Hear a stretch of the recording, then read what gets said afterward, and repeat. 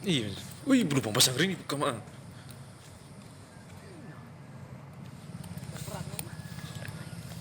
Apa namanya? Wih, lubang nih gue. Wih, lubang ngeri nih. Coba yang sebelah tuh, lubang pasang ring.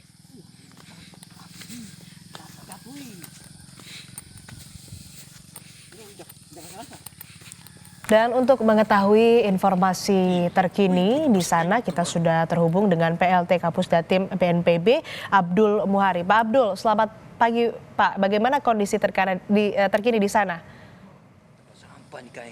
Selamat pagi, Mbak. Jadi Eh, lubang bisa begini. Memang pukul 0 tadi malam, Psikologi dan Mitigasi Bencana Geologi, Badan eh, Geologi dari Kementerian ESDM itu meningkatkan status aktivitas Gunung Lewotobi Laki-Laki menjadi level 4 atau statusnya awas. Nah, berdasarkan laporan yang kami terima per pukul 4.07 waktu Indonesia Barat eh, pagi hari tadi, itu ada eh, 3 kecamatan yang terdampak dengan total 14 desa dengan masyarakat terpapar yang saat ini mengungsi itu mencapai 2.734 kakak atau sekitar 10.295 jiwa. Untuk sementara ini pemerintah Kabupaten Flores Timur dan BPBD beserta TNI Polri menyiapkan beberapa tempat evakuasi yang bisa kami sampaikan itu di Desa Duli Pali, Desa Lewulaga, dan beberapa tempat lainnya dengan memanfaatkan bangunan-bangunan sekolah. Memang untuk aktivitas lewat hobi laki-laki dari tadi malam ini cukup bahayakan karena ada lontaran material vulkanik yang kemudian menyebabkan kebakaran di beberapa tempat dan juga merusak beberapa fasilitas umum milik masyarakat termasuk kendaraan dan juga infrastruktur publik, menutup beberapa ruas jalan dan seterusnya. BNPB sendiri saat ini sudah mengirim tim ke Flores Timur dan kita harapkan ini bisa bekerja langsung dengan masyarakat, dengan pemerintah Kabupaten Flores Timur, BPBD, TNI Polri untuk segera melakukan pendataan, analisis kebutuhan dan hal-hal terkait kedaruratan lainnya.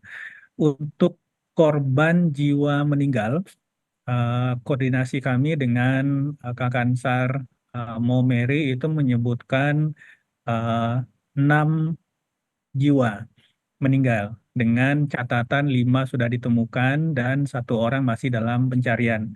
Memang informasi korban jiwa ini agak berbeda. Ada beberapa yang mengatakan sudah 9 dan ada yang media yang mengatakan 10, tetapi koordinasi kami dengan Kakansar Maumere, BNPB dengan Kakansar Maumere menyebutkan korban yang terlaporkan itu 6 orang dengan catatan 5 sudah ditemukan dan 1 masih dalam pencarian. Tentu saja ini akan terus kita update sekiranya ada temuan-temuan baru di lapangan. Saya kembalikan, Mbak. Ya, lalu bagaimana dengan penanganan sementara di sana? Pengungsian tadi Anda sebutkan ada di beberapa tempat begitu ya. Lalu terkait dengan kebutuhan bagi para warga yang mengungsi ini, sejauh ini bagaimana kondisinya? Iya, para warga sudah mulai melakukan evakuasi dengan dibantu oleh BPBD dan TNI Polri mulai dari dini hari tadi. Dan ini eh, memang baru dalam proses penyiapan lokasi pengungsian oleh pemerintah daerah. Tadi seperti yang saya sampaikan ada di beberapa desa dengan memanfaatkan bangunan sekolah.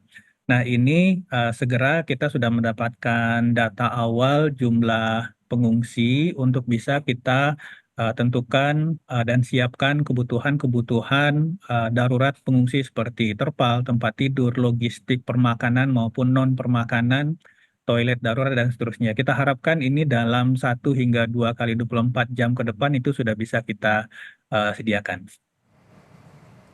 Lalu kondisi di sana saat ini apakah masih ada hujan abu atau seperti apa? Bisa Anda gambarkan?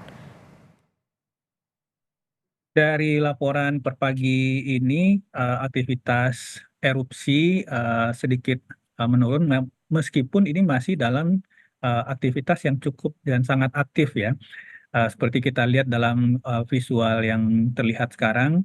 Jadi kondisi saat ini hujan abu itu masih ada sisa dari aktivitas sejak tadi malam.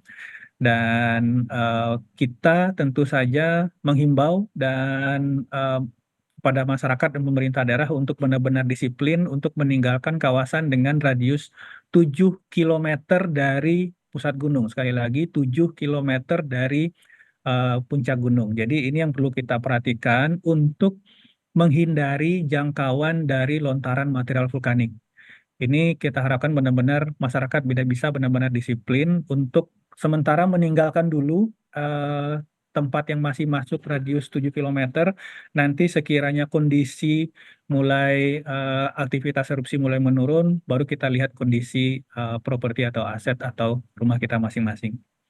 Baik, lalu kami juga mendapatkan informasi ada korban luka di sana. Bagaimana penanganannya? Sudah mendapatkan perawatan medis yang cukup di sana? Untuk kondisi korban atau masyarakat yang luka, baik luka ringan, luka maupun luka berat yang membutuhkan perawatan hingga saat ini sudah kita mobilisasi ke puskesmas dan vaskes-vaskes terdekat. Tentu saja ini menunggu asesmen lebih lanjut sekiranya diperlukan untuk penanganan yang lebih fasilitas lebih lengkap, tentu saja ini akan segera dirujuk ke rumah sakit terdekat.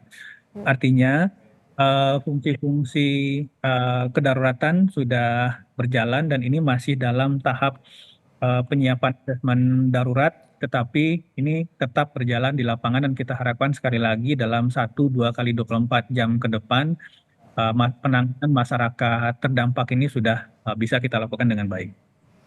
Lalu terkait dengan korban yang masih dicari, korban yang hilang, bagaimana upaya evakuasi yang dilakukan?